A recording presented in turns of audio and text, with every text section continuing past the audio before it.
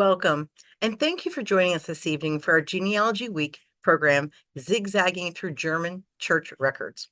I'm Pam Taylor, manager of the Harford County Public Library's Joppa branch. This performance is being recorded and will be available along with a handout at hcplonline.org on the HCPL Universe page through February 28th. Now let's get on with the show. We're thrilled to have James Beidler back with us this evening. He has such a vast knowledge in German genealogy. James, known internationally as one of the top people in the fields of German genealogy, has authored 4 commercially published books, including 3 on German family history. He's been executive director for the Genealogical Society of Pennsylvania on 2 occasions and was a reports editor for the globe-spanning research for hire firm Legacy Tree Genealogist for 3 years. James also writes Roots and Branches, a weekly newspaper column and blog, is a German Life magazine columnist and editor emeritus of Der Cure, the quarterly journal of Mid-Atlantic Germanic Society. He is such a busy guy. Glad he's here this evening with us. James will be using a PowerPoint during his presentation this evening, and you can adjust what you're seeing on your screen by using the screen view in Zoom. Please feel free to submit questions via the Q&A feature in Zoom, and at the end of the show, I'll try to get to as many of them as I can. And we'd really appreciate it if you would take time to complete the quick survey after the credits. We use your input to choose topics for our virtual genealogy program, like the one you're watching this evening. So it's time well spent, and it takes just a moment. Thanks in advance. And now it's my pleasure to introduce James Beidler. Thank you very much. And I am going to share my screen, which hopefully you are now seeing. Yep, looks good. Okay, very good.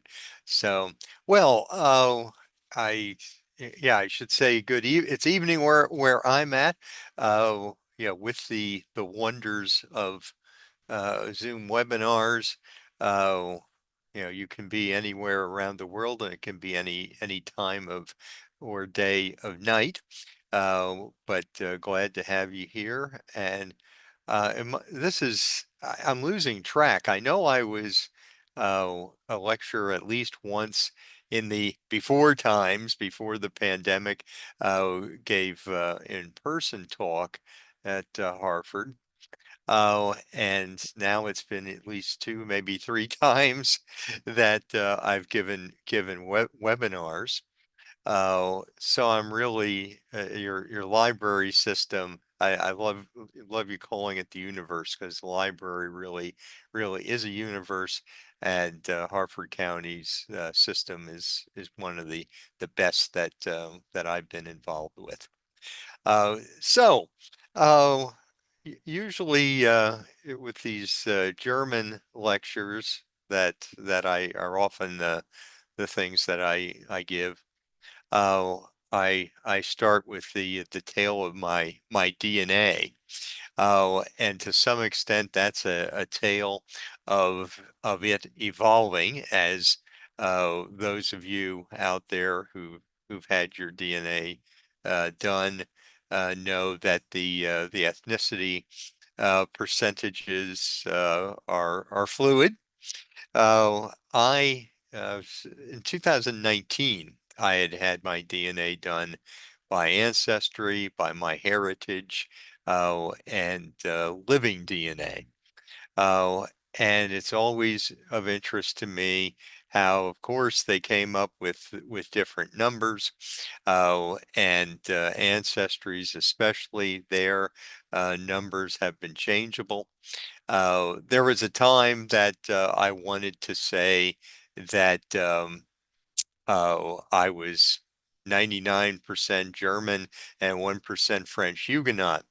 The DNA disagrees with me. Although if you look closely at it, there's 49%, almost half, that are in explicitly German areas. The northwestern part uh, that has that has a smidgen uh, is tracks versus Southern Germanic Europe, but that what Ancestry calls that. Um, which is since most of my immigrants to America were 18th century, that tracks. And even the amounts that they, or the major amount, I should say, that they put under England, that is uh, fungible, let's say, because it's southeastern England and northwestern Europe, which if you look at it, just a little smidgen of it goes into the Netherlands and into today's Germany. So if you add all those up, you get kind of close to what my paper trail would lead you to believe. And then there are small amounts of this one showed up, I believe, 1% Portuguese, 1% French Canadian, and 1% of Ashkenazi Jewish. Um, you know, but time will tell as more of my research continues. Uh, my heritage, which honestly I hadn't paid nearly as much attention to over the last few years. They gave me more of a Mediterranean and Balkan slant. Not a huge amount, but well, about a third if you add it all up. Maybe that's why I like Mediterranean diet. Is what I look at from that. And they too had well about a sixth. Claimed that about a sixth of mine was from British Isles. And then living DNA, which to be honest, I'm not even sure if they're still in business anymore. They they showed me what my paper trail would suggest, the 97.7 Germanic, and then the wild card of 2.3% Arabia. I don't know if that could be what other services interpret as Jewish. I don't know, but anyway, this is just to kind of show you how much variance there can be to the DNA, and how it continues to refine the things that the things that I find, the paper trail that I find in church records. So with that kind of expanded preface, then let's go on and take a few zigzags through German church records, which probably the best statements uh, that I've ever heard about them come from my late mentor John Humphrey, when he said that church records are the heart and soul of German genealogy, uh, and that the church records in ethnic German areas in America and those in Germany are one big record group. And I think what he meant by that is that there are some differences, many of them due to time frame. The records get a little bit more standardized as time goes on. Uh, they they can be studied together is what he meant. Excuse me for just a second. So, um, yeah, these, they're the go-to record group, and very specifically the reasons that we use church records. Well, first of all, they are vital records substitutes, because in most of the Christian faiths, uh, you have a baptism, that's a substitute birth record, marriages, and burials that are a substitute death record. So they're they're quite valuable for that. And I should say they're valuable, um, even though I call them substitutes, because they technically are not vital records. Uh, they are valuable even after the civil records era begins uh, in Germany, primarily in the 1870s, in America, state by state, when birth registers and certificates, as well as death and marriage licenses come into vogue. Uh, Even after those dates that those are initiated, sometimes these church records will have more information, or at least different information than you find in the civil records of those vital acts. Uh, and primarily, uh, one of the great things that you may find in the church registers are immigration information. Uh, the the gold standard, maybe which you even call it the platinum standard, is of course the uh, village of origin in Europe. I say Europe intentionally because we know that, excuse me, there are a lot of German-speaking people uh, who either never lived in Germany or lived in a different a Germany with different borders, uh, of which their origin point is now in Poland or other European places. And then in addition to the very practical immigration information, then sometimes there is social data and all sorts of uh, information, uh, like uh, a marriage record uh, where uh, the clergy identifies the couple as the wife of the couple, already being 20 weeks pregnant, things like that. Now that's that sort of thing uh, we can also get by putting together uh, the date of the marriage, the date of the birth. We can at least surmise, and that's one of the types of zigzags that we'll go into later. But yeah, you can get a lot out of these church records, uh, other than the normal things. And I'm going to go uh, pastoral act by pastoral act with uh, some of the things that we see typically in the information, and then prepare you a little bit for the atypical. Uh, and the whole crux of the lecture, its title really comes from the fact that a baptism versus a marriage versus a burial, they're always all going to have different bits of information that you may need to zigzag back and forth to most effectively and most efficiently use those records.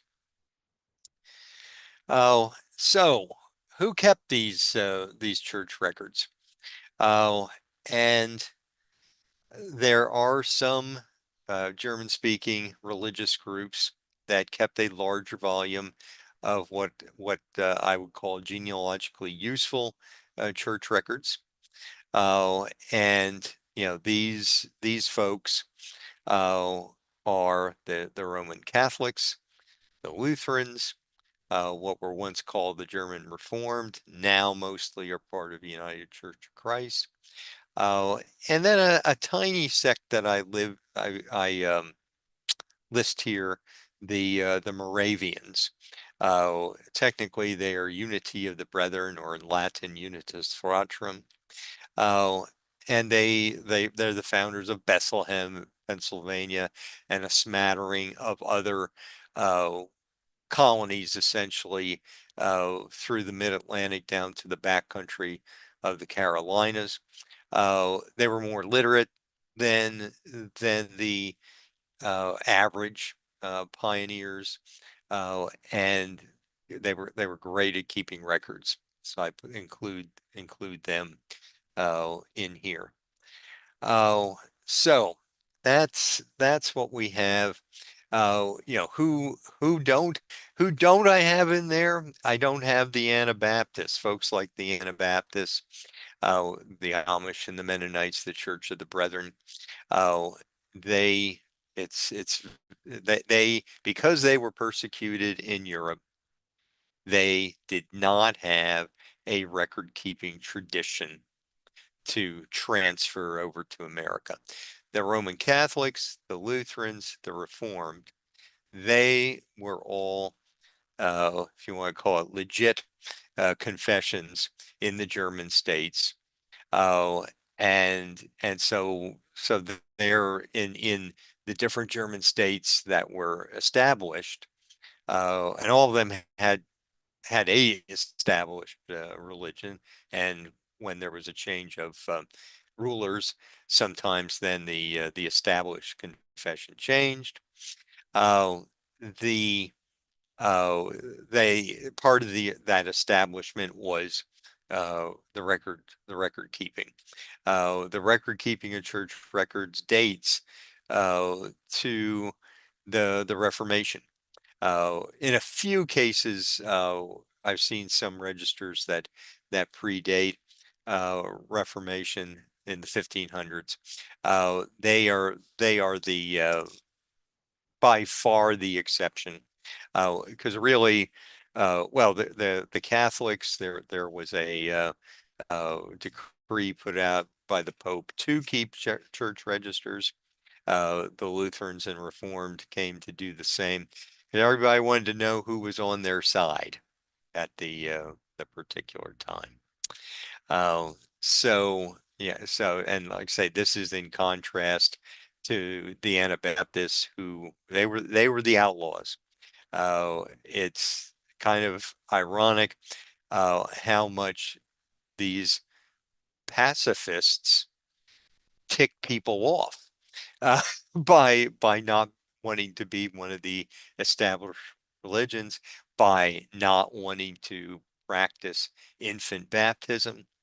Uh, they were persecuted in Europe, uh, tolerated some places, but again, if they'd kept records in Europe, it would have meant martyrdom.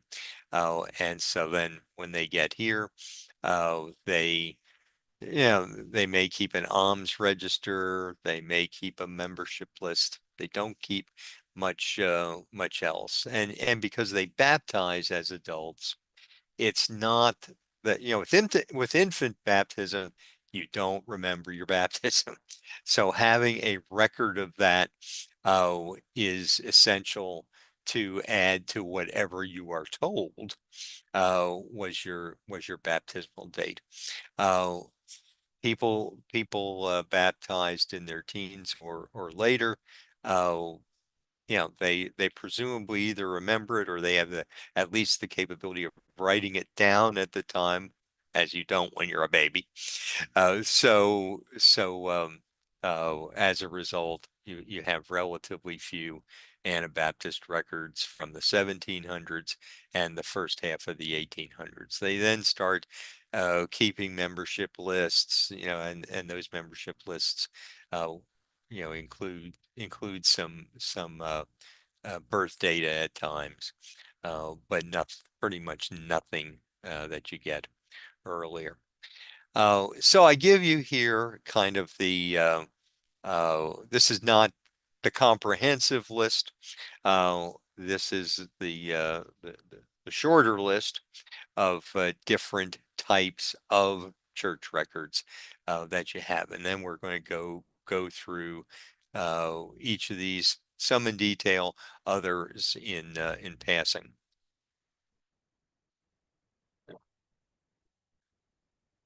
And something I should say at this point, that I'll admit that didn't always underline in the past. Uh, and that is, while many Pennsylvania German or German American church records are published, that is transcribed, then translated, and either published or manuscript copies placed in repositories and now are digitized online as parts of various services. Um, it is very rare that an entire output of a congregation's extant records have are accessible.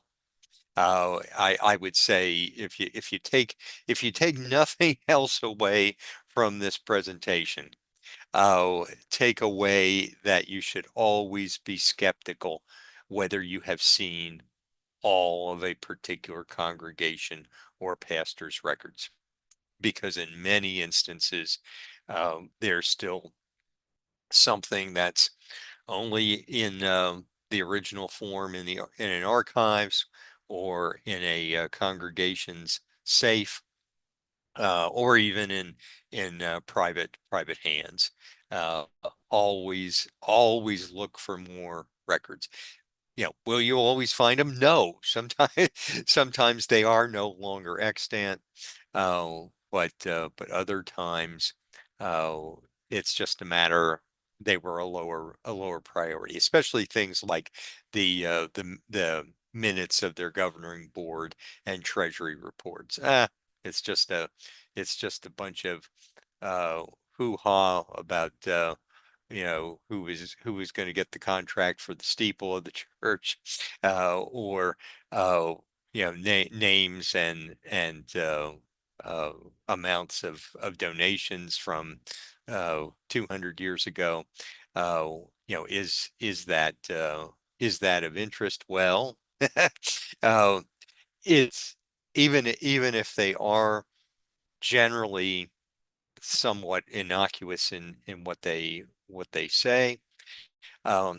Excuse me, you never know what oddball notation might be in there that may be very helpful to you.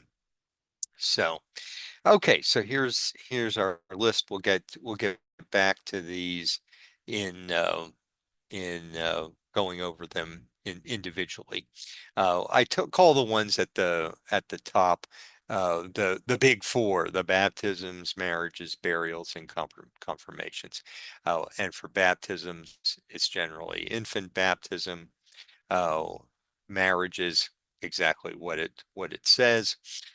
Burials, when they die, and confirmations that might be not as familiar to people.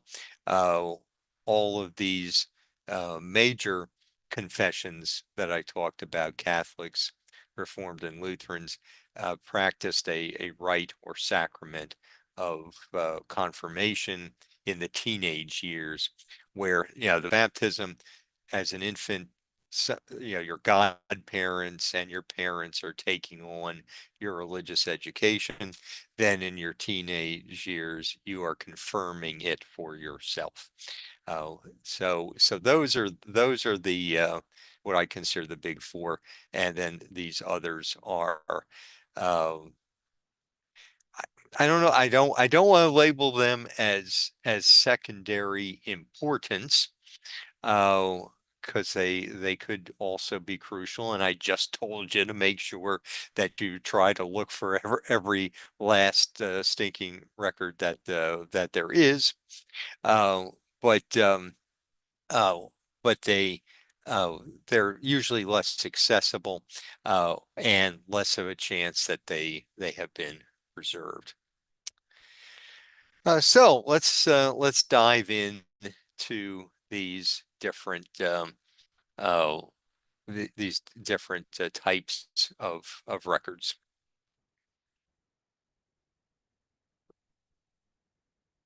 And I try to be careful in my uh, descriptions here. Never, what do they say about all? If you use the words always or never, you're always going to be wrong. Um, I say here, almost always names of child, parents, and sponsors, date of birth, and baptism. And you might be uh, crossing your face thinking, well, it's a baptismal record. It's got to have the date of baptism. It's got to have the name of the child.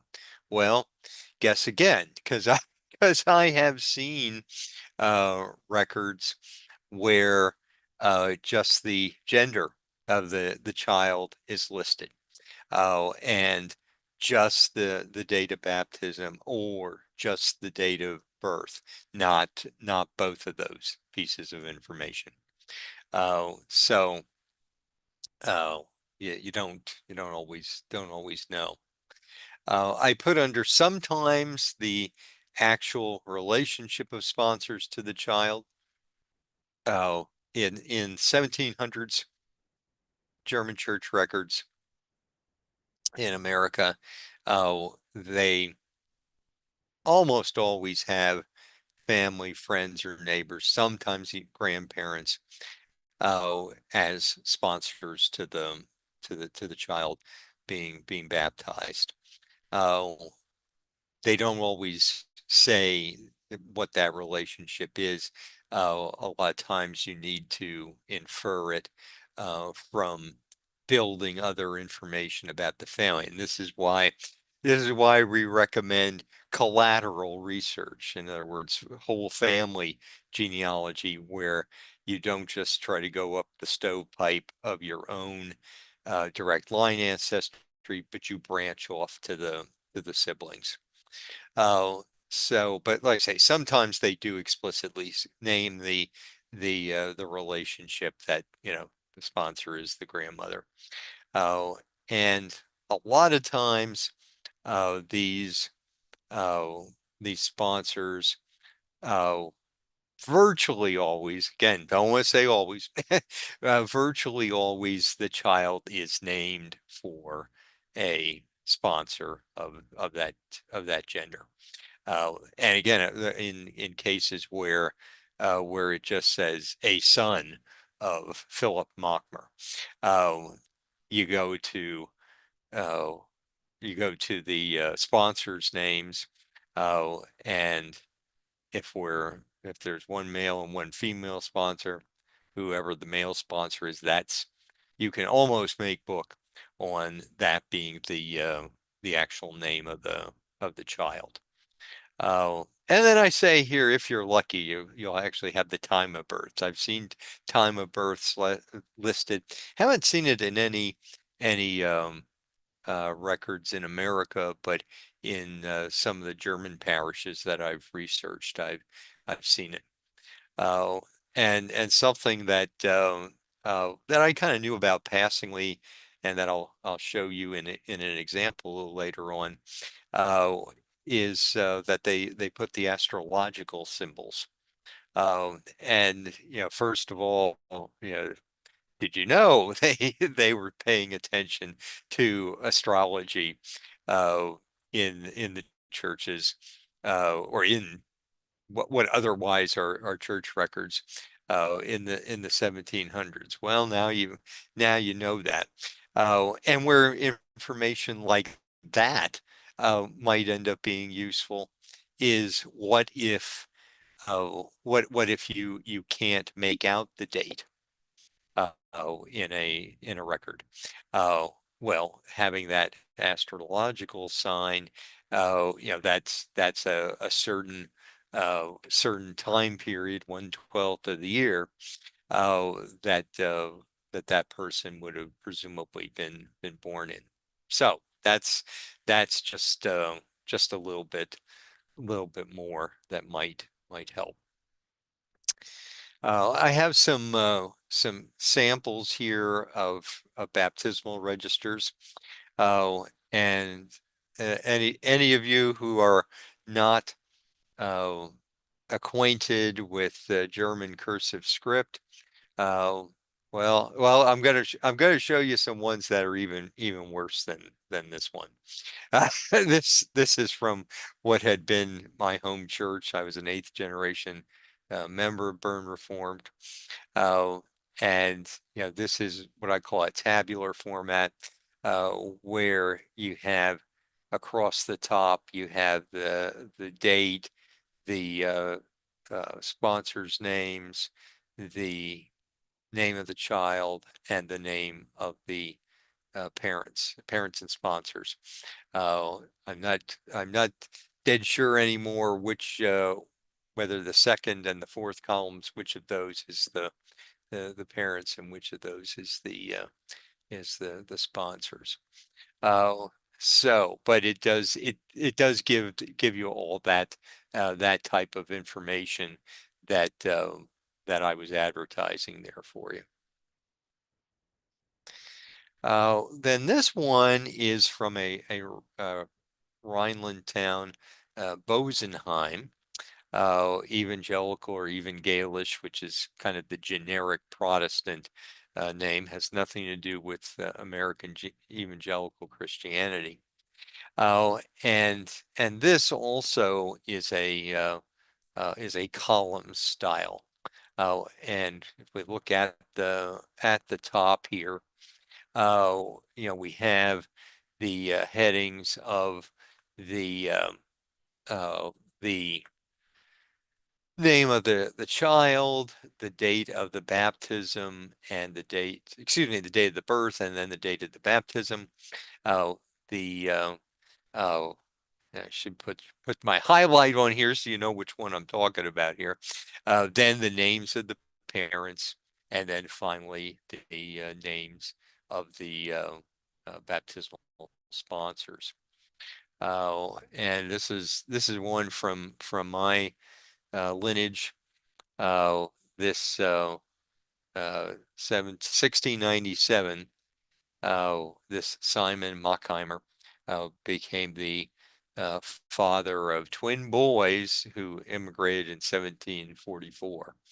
Um, and I think this Bosenheim book maybe only goes back a year earlier than his birth. So I was very, very, very lucky that I got this baptism document. We'll see some other ones from this family uh, that are helpful. Uh, and you see he is indeed named for Simon Valhauser, his his godparent, his godfather. And then this is a Roman Catholic baptism record that I call narrative. Uh, in other words, it's not written in columns. It's written in a narrative form, giving the name of the child, name of the parents, and so forth. And then this one is from Elzhoff in the Grafschaft Wittgenstein. That's what I call a stacked narrative.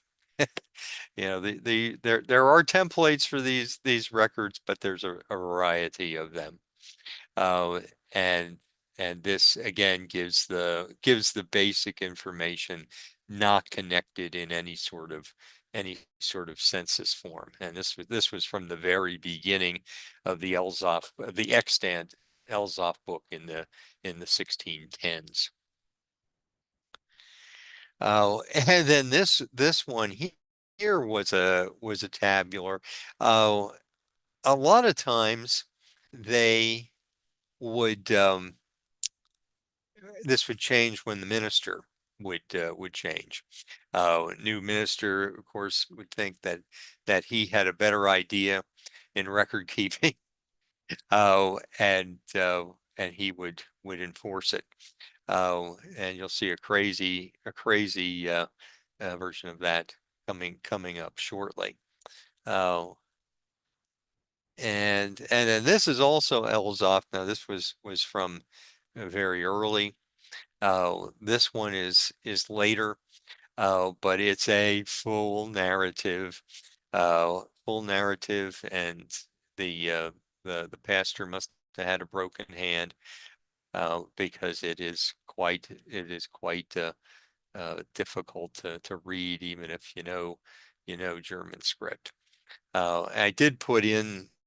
I should mention I did put in the bibliography, uh, some of the books that may help you, like Roger Meinert's Deciphering Handwriting in German Documents, and Katie Schober, who hopefully many of you know from her company Germanology Unlocked. Her Magic of German Church Records is another really good resource, as well as the late Ken Smith's German Church Records Beyond the Basics. Yeah, this just shows you the name of the child's Mariah Elizabeth, and has a young has the excuse me. I think I picked out the name of the mother, really. Yeah, it's Matthias. Father's Matthias Weber, mother's Mariah Elizabeth, and they have a young son who is baptized. Oh, these require a lot of work. Like I say, coming up when we get to family Bibles, I'll show you one that I was tearing my few remaining hairs out, trying to transcribe and translate. And then here is my absolute, I'm gonna call it a favorite, and I'm gonna let it soak into you for a second while I take a drink of Coke Zero. This was from Untergruppenbach, what a wonderful German village name that is, in Württemberg. And for about a generation, so I'm betting it was one particular minister that did this.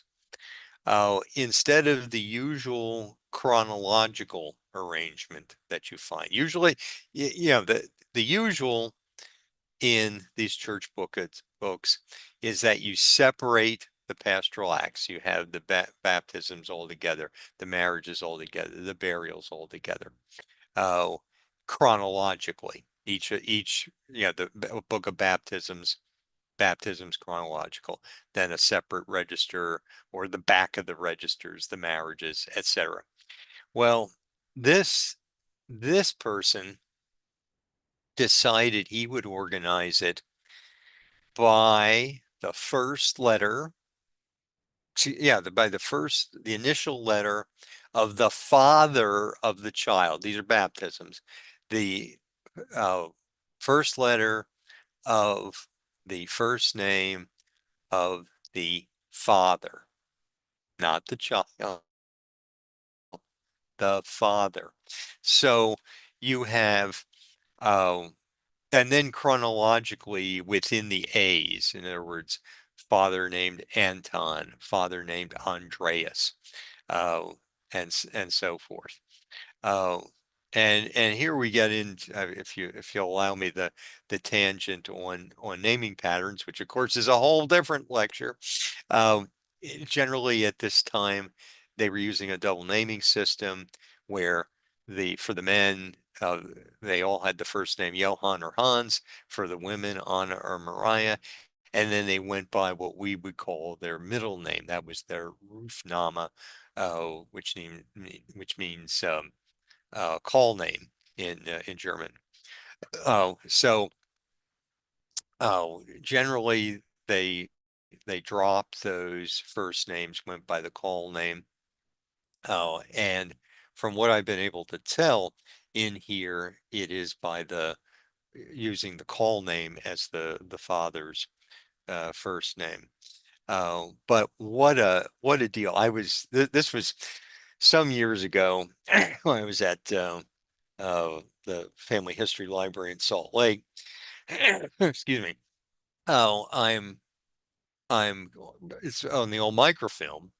Oh, and I have a date in mind, a date a date range in mind. Oh, and so I'm going to 1740, and I see, okay, 1730. Okay, well then I'm going to have to go the other way on the reel. So then I go the other way on the real, figuring I'm advancing from 1730 to 1740, and then it's 1725. Well, it was because of this screwy, I'm going to call it screwy, this screwy system that this one particular pastor was using. And this is just to tell you to expect the unexpected. Because also I've seen, uh, I told you how usually they have uh, all the baptisms together in chronological sequence, uh, and all the marriages in a separate volume. Well, I've seen I've seen registers where they have baptisms, marriages, and burials all together. They call it a mish mishbook, mixed book, mixed records of mixed pastoral acts. Uh, so every time I think I have this all figured out, well, bam, here comes some other type of situation that I've never anticipated before. So, okay, let me go on to marriages. And and of course I could give you examples till absolutely till the cows come home. But I think hopefully I haven't belabored it already. So okay, now for marriages. Okay, again, almost always the names of the bride and groom and the date of the marriage. As old Joe Friday on Dragnet used to say, just the facts, ma'am. Sometimes, and you do find this more in the German records, the records in Germany, and not as many as time goes on in America. The names of the fathers of the bride and groom, and the residences of the bride and groom. And of course, this is real helpful information because it gives you, especially if it's a common name, it gives you two generations of names to work with. Oh, now I should also add the caveat on this that oh, it's for the first marriages that the fathers of the bride and groom are listed. For second and subsequent marriages, because the idea is, you're kind of gaining independence from your father when you get married and you're creating your own household. Uh, well, uh, second and subsequent marriages, because they're you know many people died young, especially women dying in childbirth, uh, and the you'll find that uh, since they are have been out on their own, they no longer list the father's name, usually with second and third marriages. They will list the man's occupation, and they will list the name of who the woman was the widow of. Uh, who's what's the name of the husband who died for her. So uh, and indeed that can be your best marker that you haven't found the first marriage for a couple, if the father's names aren't listed there. And this is especially true in Protestant records in Germany, um, and then to some extent in America. Some of the pastors who kept marriage records in the 1700s into the early 1800s. Um, but there's no absolutely firm rule of thumb, because I have seen congregations that kept very detailed marriage records, uh, much later than that. Uh, and uh, And oh yeah, and I say here on the sometimes that you have residences of the bride and groom, and that's residences of as of when they get married, which of course could well be where they were born too. But I put under if you're lucky that that they may list the birthplace if that is different. Uh, I have one marriage record uh, where the father was supposedly from Genf, the German word for Geneva, which showed me that he was a French Huguenot from Geneva. Haven't been able to take that one further, but that was at least a good clue in that case. And then we have, and I apologize for this one being kind of pixelated. I'm not sure what the deal is with that. But this is from Württemberg, some marriage records that are pretty detailed. And you don't know if you can pick out in the first lines. It says by threefold proclamation. These are these things called wedding bands, where basically you're giving people a chance to come up and say, no, they're already married. What are you talking about? Sometimes in the books they'll even in the margin even write the three Sundays that they were being proclaimed before they were officially married. Oh, and then this one is another uh, less detailed one.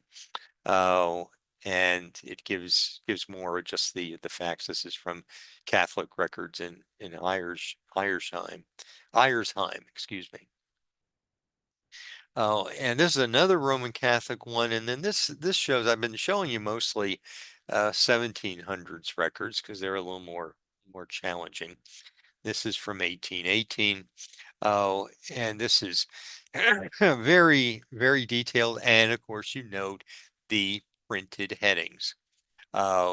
These are an innovation in the early 1800s, where the information it gives the advantage of the information becoming more standardized. So that you have that as a real good thing. And then here, it gives you the ages in years. It gives you occupation. And these you'll note are in Latin, which most Roman Catholic records are in Latin. Uh, the good, you know, yes, you have another language to learn. I guess that's the bad news. The good news is they're usually in a more readable, a script that's more readable to the modern eye. And then the burials. Okay, our almost always on this one is the name of the deceased, the date of the burial, the age and years. Oh, and and you might again, you might say, now, how come on, you're pulling my leg. How can you not have the name of the deceased in there? Well, you'll see. I think I still have this example in here, where it just says, oh, oh, the name of the husband and widow. You know, so and so's widow. Oh, yeah. All hail the patriarchy. But and likewise, I only put date of death in sometimes because technically this is not a death record; it is a burial record. And while you can make the reasonable supposition, if it's only the date of burial that's listed, that the death took place a few days before that. Uh, do that a little bit at your peril. It's going to be true 99% of the time, but if it's a time of plague or a time of awful cold that they literally couldn't dig into the ground, you might have just a few, or a time of war where they literally just couldn't spend the time burying. You might have some exceptions to that. And then I put a bunch of different things here under if you're lucky, additional family data. Oh, the spouse's name, the number of children, the birthplace. Oh, when I get into the examples, there are some that I call one-liners, that are, the just the facts, man. And then there are others that read almost like obituaries, or give you a good amount of information. And here's a fuzzy one again. These are some one-liners. This one at the top here, yeah, Eva, wife of Balthazar Long, buried. At least it's not saying Balthazar Long's widow. Uh, and it just gives one date, the 6th of February, 1701. Uh, we're going to presume that's probably the burial date. Oh, and then this one, we saw earlier the baptism of Simon uh, Mahomer or Machheimer. Oh, now here we have the burial of his father, Johann Philip Machmer, who was the also the baptismal sponsor of my ancestor Johann Philip Machmer, who came to America. In the baptism of Simon's son, Johann Philip, and Johannes, they're twins. Uh, the paternal grandfather sponsored one of them, and the maternal uh, grandfather sponsored the other one. But yeah, here we have a little bit more information, giving an age in years, months, and days, so that you can calculate not a birth date that you'll make absolute book on, but at least one that's a good start. Now, this Bosenheim in the Rhineland, and none of their records date back far enough to find the baptism of this older Johann Philip Ockheimer.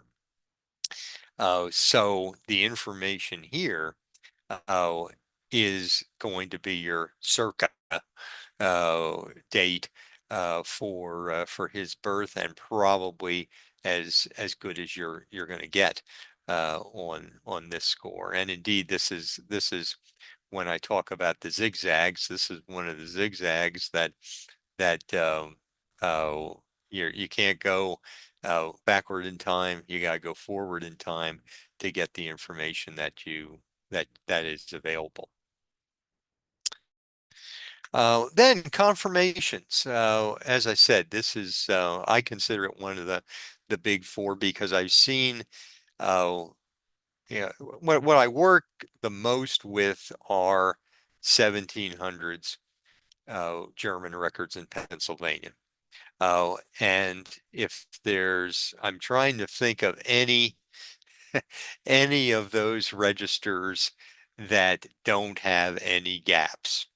I don't think there's probably one to make a liar of me. But in general, because there was such a shortage of clergy, uh, they they often were without ministers, the small country congregations, and so you're not going to have continuous registers, even of the baptisms. You have more baptisms than any of the other pastoral acts, and even those are not always continuous. Uh, in a fair number of these confirmation records, all you get is a bunch of names. A bunch of names that you can speculate are kids in their mid-teens, somewhere between 13 and 19.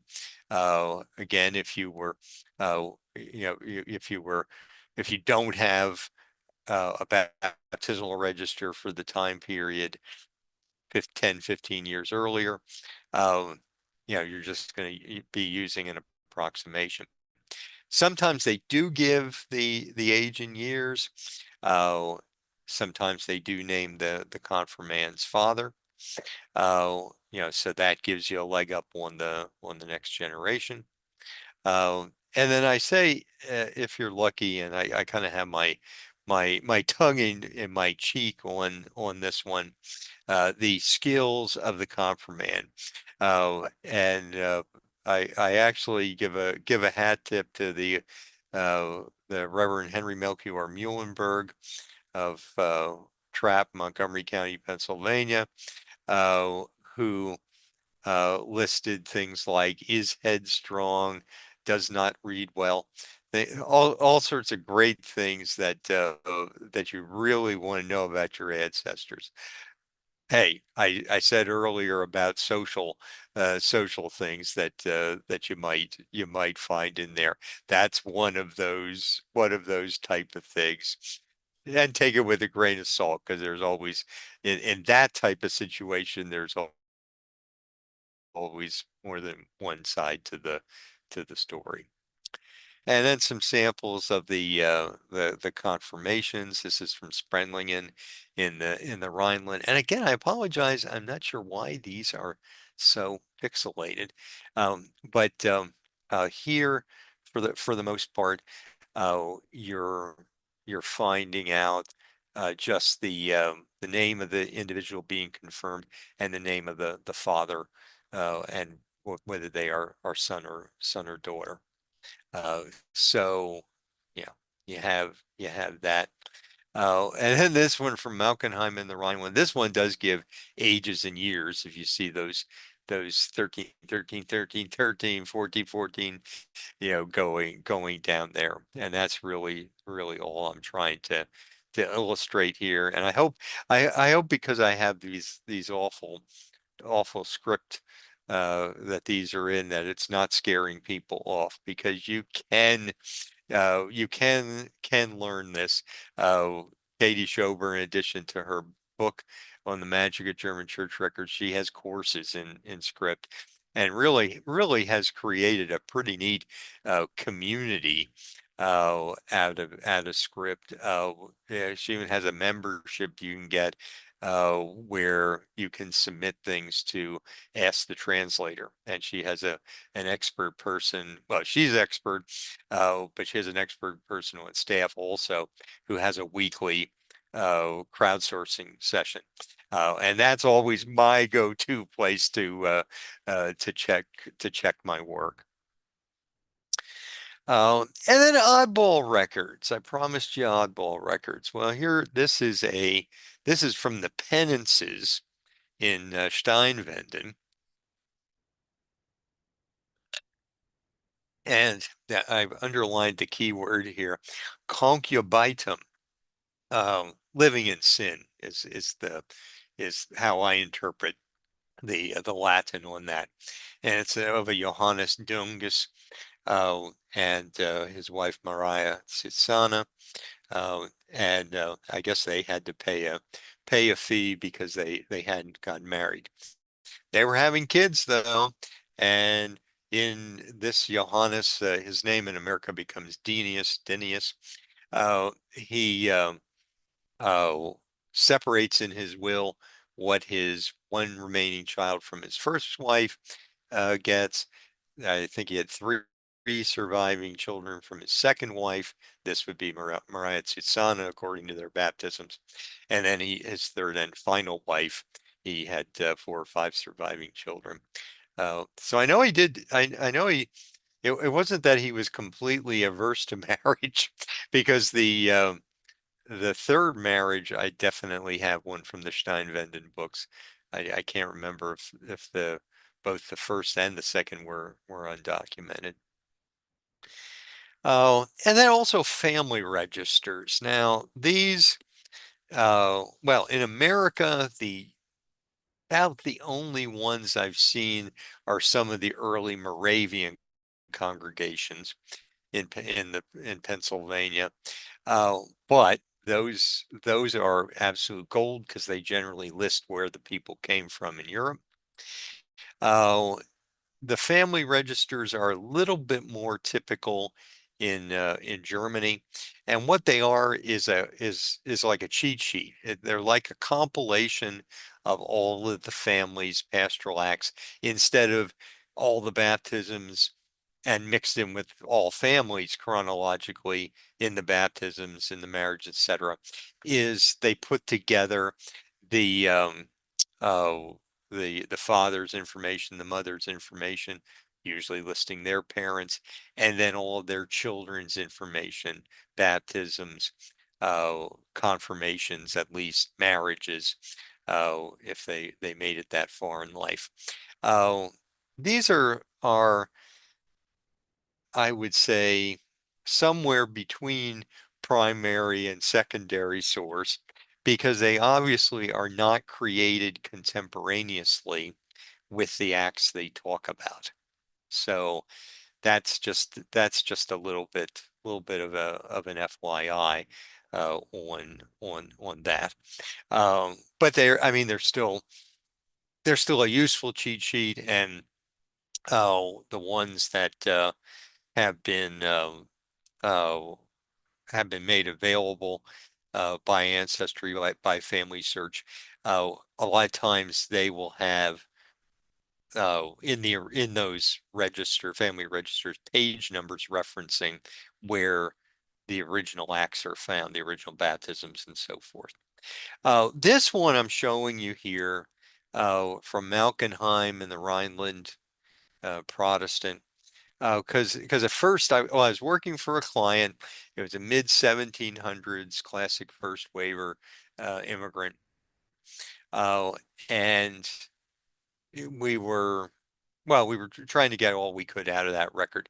This family register only purported to have acts. When I see dates in the 1700s, late 17 or second half of the 1700s. It was after the date of immigration, so I almost didn't look at it. But boy, was I glad I did because this Lind, it becomes a Lind family, but it was originally von der Lind. Oh, and I know this is a little dark and hard to see. But they stuck a note in this family register that the original name was Van der Linden, and that they've been in this village for 100 years, but prior to that had come from Holland. That van particle, often being Dutch. Oh, and of course, I just thought, and that the original person who came to the village of this name was Jan van der Linden. And I just thought, oh man, yeah, it's a few generations separated, but this is going to be really cool. The client wasn't interested. Go figure. But this is an example of things from a later time period that give information about a family. Ignore it at your peril. So, then I want to talk a little bit about church adjacent records, what I call church adjacent records. Diaries of ministers or other church officials, the Lebenslaufe of the Moravians, private Bible records, Taufschein, which means baptismal certificate, and other Fraktur. Uh, so the diaries, like I mentioned in passing, the Reverend Henry Melchior Muhlenberg, he kept exhaustive diaries. He also entered information into pastoral congregational registers, I should say. But he's got some things in there like my fifth great grandmother's burial record. She was a reformed. He kind of grouses over it. He said, I had to bury the old reformed widow Beidler the other day because apparently there was no reformed minister in that area. But well, grousing or not, I'm glad he kept that diary, and that gives me information. It gives me her Bible verse and says I believe that was a rainy day and so forth. Another thing that's not technically a church record are these memoirs of the Moravians. Lebenslauf literally means walk of life. And it was written either by the individual themselves or someone after their death, and often are very, very detailed, like an obituary, but very spiritual and so much more. And then private Bible records in Taufscheine, and I've got a couple of good stories here. Family Bibles. This is a Bible printed in 1720 in Basel, in what's now Switzerland. Martin Luther Bible, and it has 3 pages of baptisms and a marriage, and one burial too. And between the names of the children, parents, and sponsors, I have 7 direct line ancestors named in this family Bible. It's I don't have time for the full story, other than it took a while to get it into my hands. And recently I had some other people over who wanted to talk about it, and so I realized I had never done full translations, transcription and translation. I knew the gist of these baptisms. And this is one from 1750, and in the German, gives the birth date, 20th of December 1750. Uses this word beschert that I had never seen before used. Uh, and it just had a few original um, different touches than I had seen, and ends with "Und ihr Zeigen ist ein Wassermann." Oh, and what that translates into, Lord, God, the Lord, a little daughter bestowed. That's that beschert word I had never seen before. Oh, names her parents, names her godfather is Wilbert Gamber, an unusual name, Wilbert for the time. Turns out he was from the same town in Germany. These people palled around. And the Waterman, her sign, her astrological sign is the Waterman, which in English is Aquarius. The sign of the water. Uh, and this Bible, I learned of its existence 13 years ago, but I only first saw it a year ago.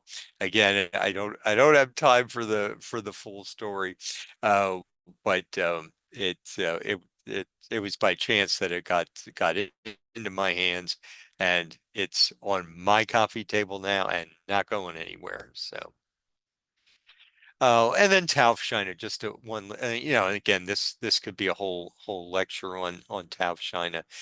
This is one where there's a printed background template that then was hand colored and hand infilled by a scrivener.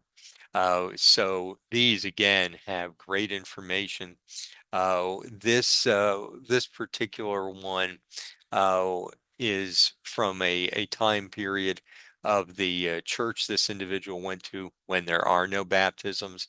So this is as good as it is going to get.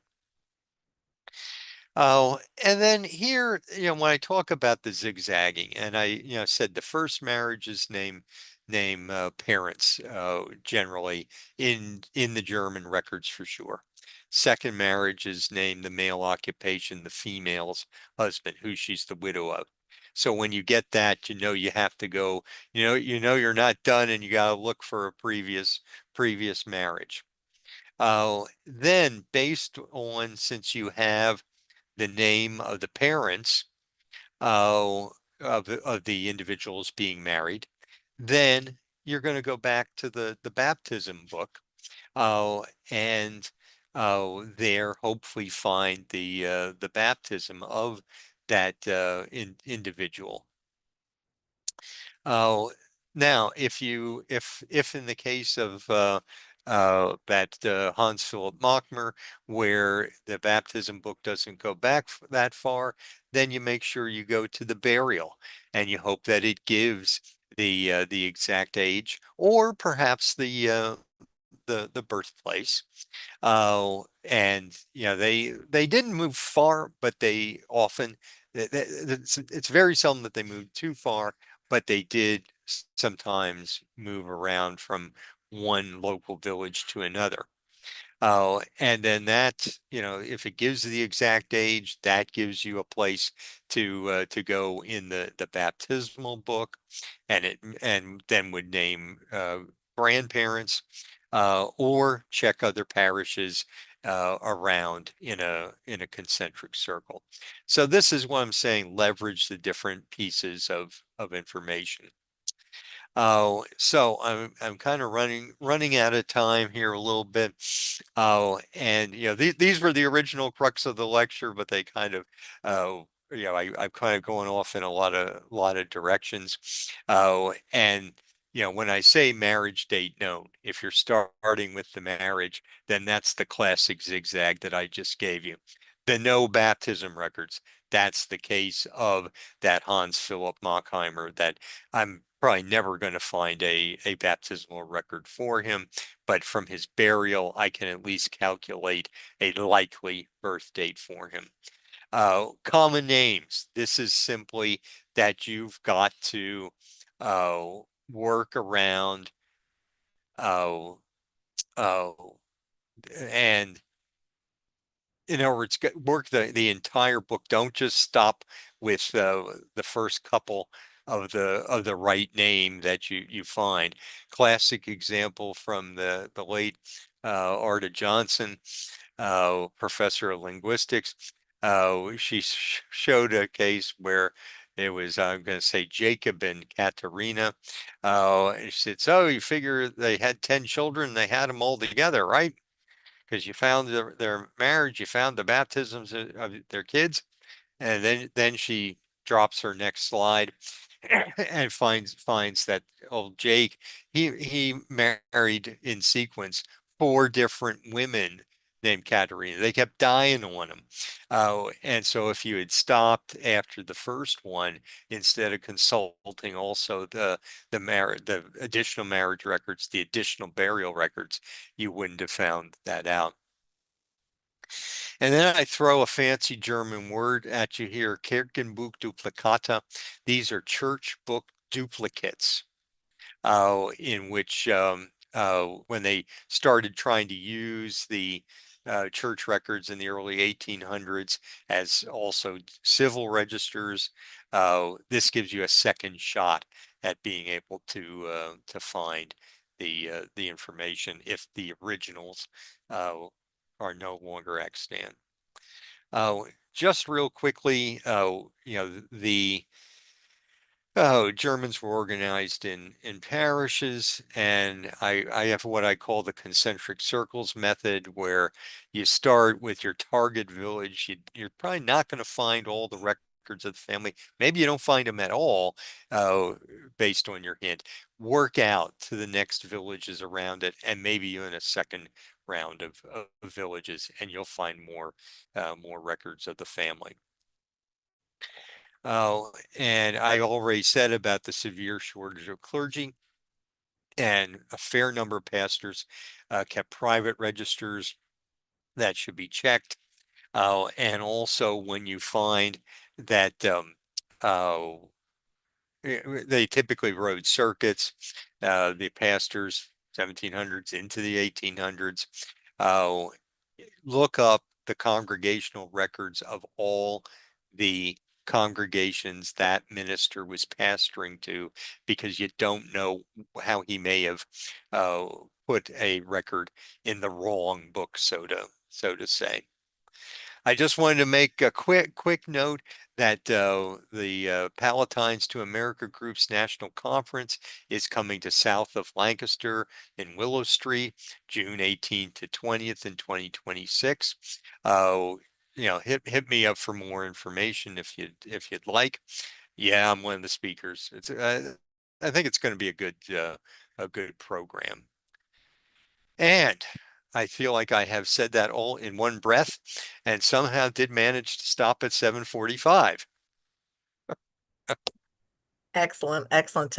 take a nice drink of water there and I'll start zinging you with some questions here.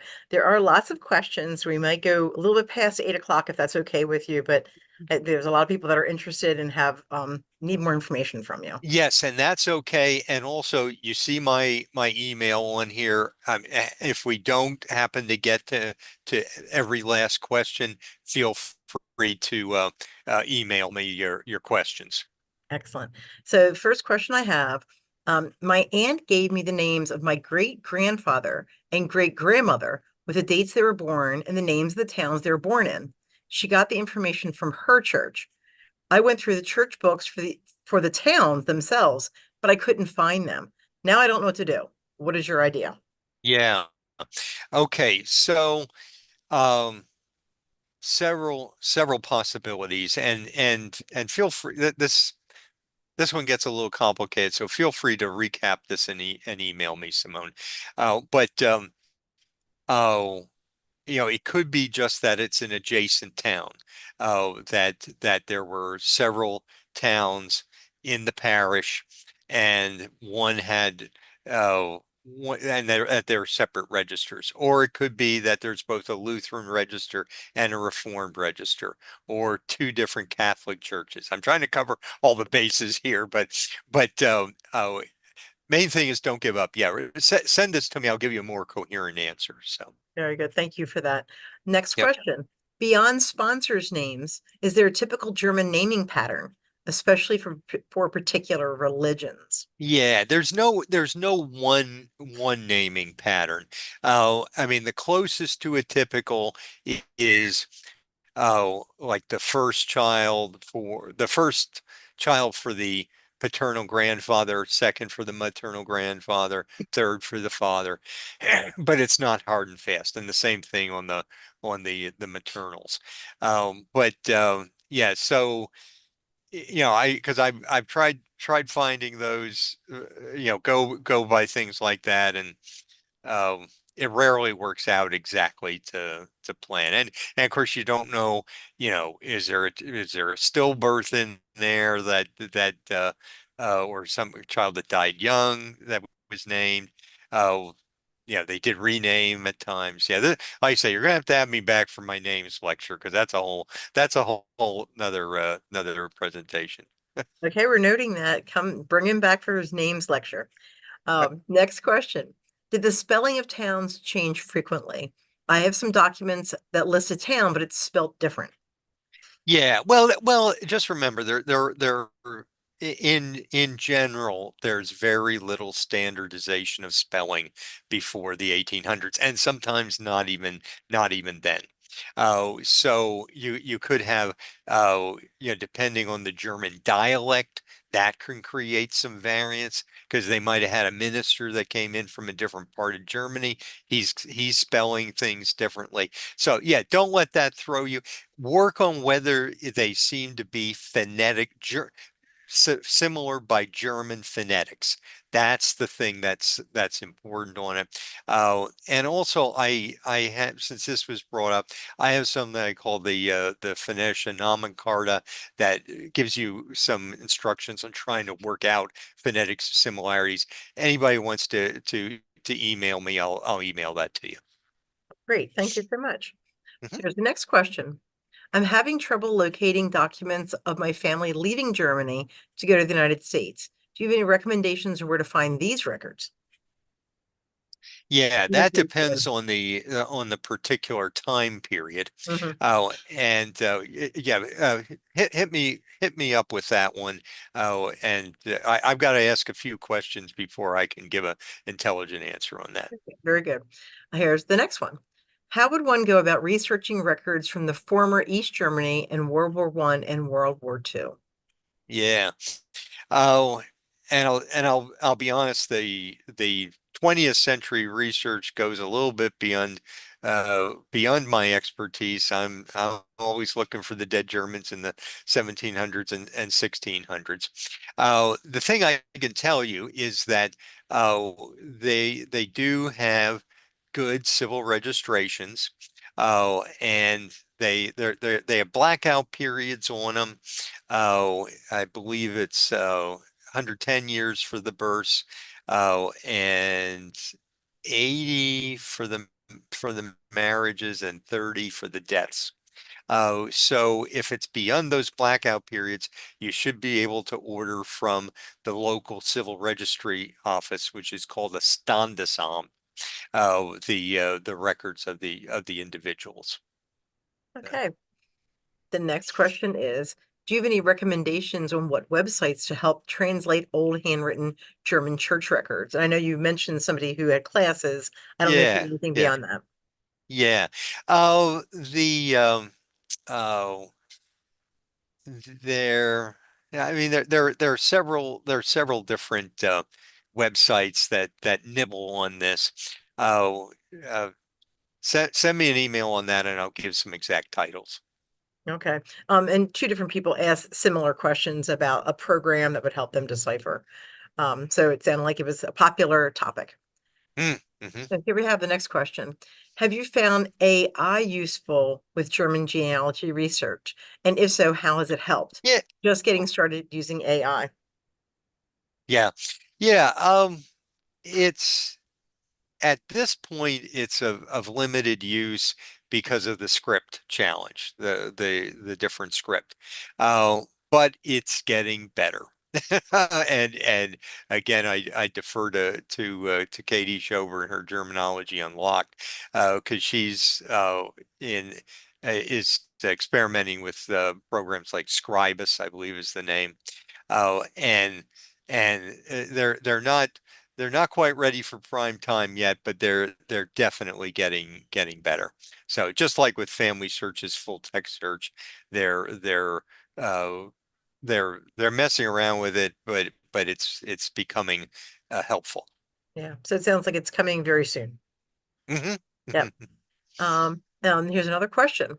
Is there a way to trace a person who moved away from the area from where he was born?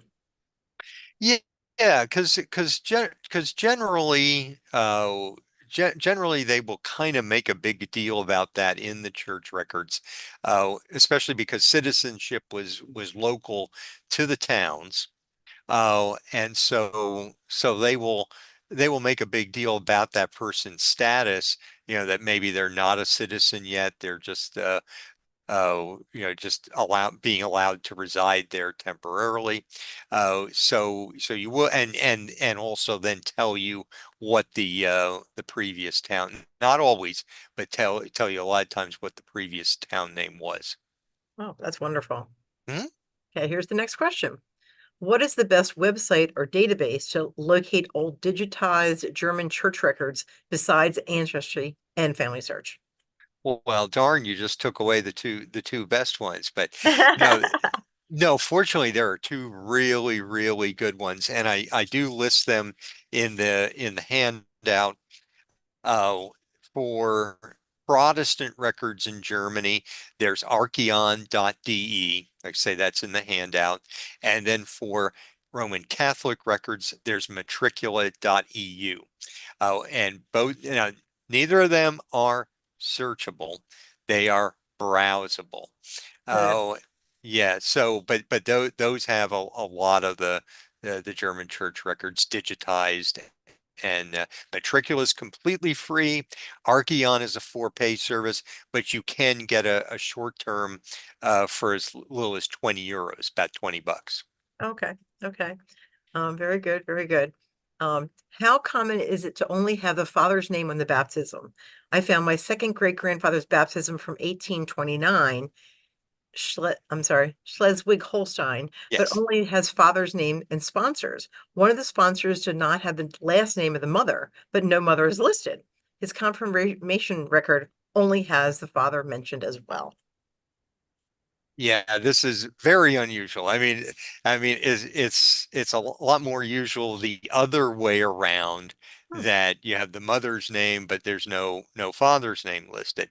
Um, yeah, that I don't know what to tell you other than to uh, work every conceivable record of that father, to see if something something pops up, or and you okay, so you said you have his baptism, of the child and the confirmation. I mean, work through to the marriage, the burial. Yeah, that's the best I can do for you. That's a weird one. Okay. Um, so this person wants to know if you had to learn all German and dialect variations of German in order to do your research. Absolutely not. I mean, having some language skills does help you. And I wish I had more. But you can at least get started by, working through the script of how your name it would be spelled out in that script. One step, one letter at a time is what I would say. That's good news for the rest of us that aren't going to learn all the languages. Here's the next question we have. I have not had luck locating where my family members are buried in Germany via Find a Grave. What would you recommend? I recommend that you get happy with the fact you're not going to find them. Oh Uh, no. Yeah, they turn over burials after 25, 30 years in Germany because their space is so dear. So unless they're a war hero or something like that, they just don't have old graves. Now, here's again why you work on the church registers, the burials, to at least know where they would have been buried. Hmm. I guess it's better than nothing. Next up, how do you find the parish or church records our ancestors are from? I'm not even sure what town or village my ancestors are from in Germany. Any suggestions on how to narrow it down? Yeah, well, here, what you need to do is you need to find every American record of the immigrant couple and their children. Mhm. Because you don't know, and especially the church records of them, because you don't know, like one, I was doing research for a client, good Catholic family in the Pittsburgh area, 10 different children. Uh, Only in one of those children's baptisms did it list the father's home village in Germany, Oh wow. and it wasn't the direct line ancestor of the client. So, Right. you got to do everything, the whole family. Yeah. Dig, dig, dig. So the next question, if you know the name of the city or town, do you need to identify the exact parish before searching? And what sources are available other than the big sites that you mentioned, Archeon and Matricula? Yeah. Oh, I mean, generally, if you find the village or town, that's going to be sufficient, unless it's a larger city. Oh, and I'm sorry, I missed the rest of that. Oh, other websites. Mhm. Oh, there is compgen.de. That is like the old Roots web used to be in America for genealogy. And there they are like the feeder site for many regional German genealogy organizations that digitize some of their local records. So that's what I would recommend is going to compgen.de. Okay. Okay. Um, so here we are with another one. Are there separation and divorce records or excommunication records? Yeah, as far as separation and divorce, I'll be honest, I have absolutely no idea. And Germany does have uh, rather strict privacy laws on some things, so I don't know, but I wouldn't get my hopes up. As far as excommunication records, yeah, I don't know that because that's primarily a Catholic thing. Yeah. Uh, and I mean, my thought is they would probably keep those close to the vest, but I don't know. Mhm. You might reach out to a diocese in Germany to see but don't be surprised if they don't come back at you saying those are private. Yeah. Next question. Does Protestant mean Lutheran? Protestant, I mean, most of the Protestants in Germany were or are Lutheran. they style themselves today as even Gaelish, which was a forced merger between the Lutheran and Reformed, first in Prussian lands and then across most of Germany. But historically, most of the Protestants were Lutheran. Okay. So this is a little bit long one. I've hit a brick wall on my German line. My second grandfather, John A. Geisler, born about 1833 in Germany, I have not found out where in Germany, immigrated to Baltimore as a young man. First record I found was marriage at age 28, had two children, and died in 1871 at age 38. Maryland did not keep death certificates at that time. I did find an obituary. His son, my great grandfather, was educated at Old St. Paul's Church in Baltimore, but the headmaster said they don't have records back that far. Need advice how to find John Geisler's parents' names. Yeah. So my question, okay, you found an obituary. Did you find that in an English language newspaper or German language newspaper? And if it's English language, then you want to get Der Deutsche Correspondent. It's online, which was the leading German language newspaper, and there might be some others around too, because they often have more details. So. Okay, thank you. Mhm.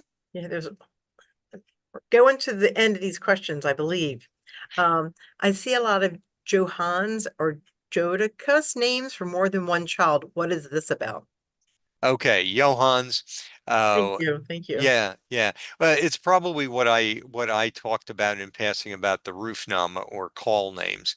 That many of them used Johann as kind of a prefix name. They're baptized with it, and they might never use it again.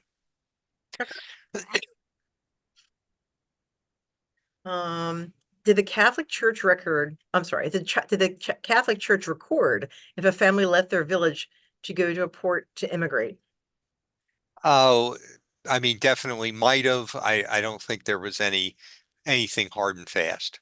Mhm. Okay, here we go. My grandparents left a young child behind in Westphalia in 1852. That child never did come to America, was left in the care of a non-family. Would the Catholic Church continue to have records of such a child if the non-family took him to church? Hmm. Oh, very likely.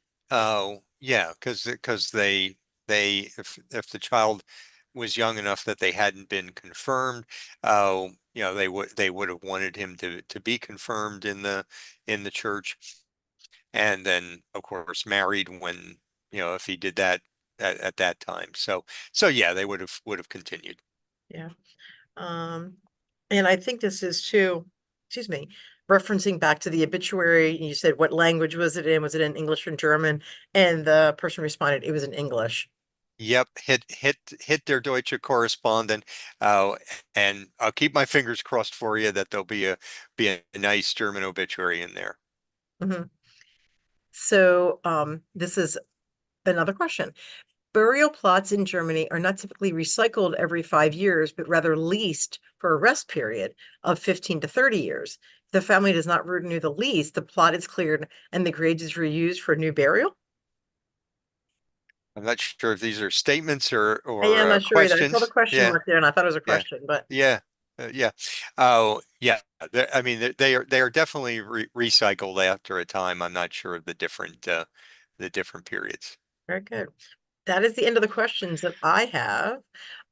Is there anything that you'd want to add to the presentation or in lieu of the questions that we had? Anything you wanted to end with before we conclude? I just thank the audience. This has been a very spirited Q&A session, and I look forward to my next time coming to Hartford. And if any of you show up in Lancaster in June, would love to have you at the Pal Am. Very good, very good. Well, then I want to thank everyone who hung on with us past 8 o'clock for joining us this evening and remind you that all three of the Genealogy Week performances were recorded and they'll be available along with those handouts that you love on our website, hcplonline.org, on the HCPL Universe page through February the 28th. This includes Tuesday's program with Peggy Jude, which was Introduction to AI for Genealogy. Wednesday's program with Jamie Lee McManus Mayhew, DNA Demystified, a guide to cracking your genetic code. And then tonight's program, of course, Zigzagging through German church records. So remember to take that time to complete that quick survey right after the credits. We really use your input to choose on topics for our programming. So it's time well spent, and it takes just a minute. So thank you again for sticking with us and enjoying this program with us. We really appreciate it. Thank you again, James, for being a presenter for us. And for everyone else out there, have a great rest of your week.